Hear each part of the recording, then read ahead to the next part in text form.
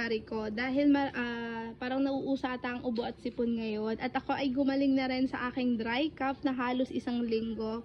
Okay, share lang na ulit natin yung ating mesh nebulizer again. Mga mari ko, ito yung ginagamit kong salbutamol. Per disclaimer lang mga mari ko, before kayong gumamit dito, better na magpa-consult kayo sa mga doktor, mga mami, ha?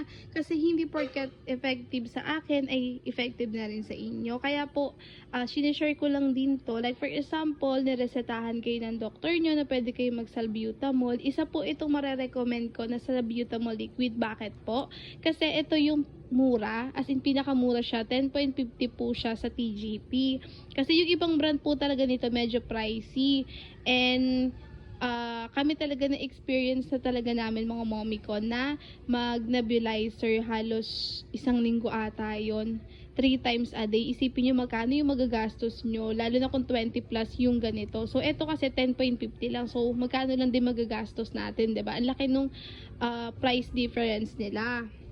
So again mga mari ko, eto siya. Ayan, pwede nyo siya i-screenshot, tapos ipakita nyo siya doon sa pharmacy ng TGP. O sabihin nyo na lang yung salbutamol, ganun. So 10.50 yan mga mommy ko. And eto namang nebulizer natin, paano ba siya ginagamit? Again, dito po nilalagay yung ating liquid solution. So binubuksan lang po siyang ganyan. Yan. Tapos dyan nyo po ilalagay yung gamot.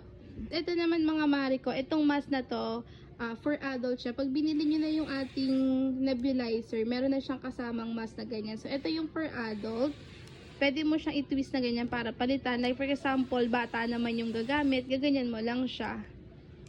Ayan. Bawa, gusto mo naman naka-mouthpiece, ayaw mo naka-mask, pwede rin siyang palitan, mami ko. Ayan, gaganyan mo lang po siya.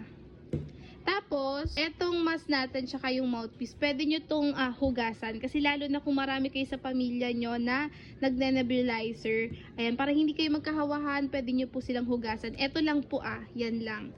Sila. Eto wag kasi masisira yung ating machine.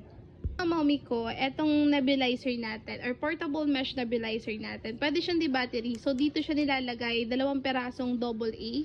Ayan, tandaan nyo po, 2 perasong AA. And pwede po kayo directly sa inyong mga outlet. So, ako kasi, ayan, nag-power bank lang ako kasi wala akong outlet dito. Gagamit naman po kayo ng Type-C. So, dito lang yan sinasaksak. Ayan, dyan nyo lang po siya sasaksak. Ayan. Nebulizer natin mga mommy ko, may 3 level siya. Ito po yung level 1, level 2, and level 3. Ganyan lang naman siya. Tapos hindi na siya maingay. Kaya halimbawa yung baby nyo po, meron silang mga, or kailangan nilang mag-nebulizer. Yan. Pwede nyo silang i-nebulizer na hindi na naaabala yung kanilang pagtulog.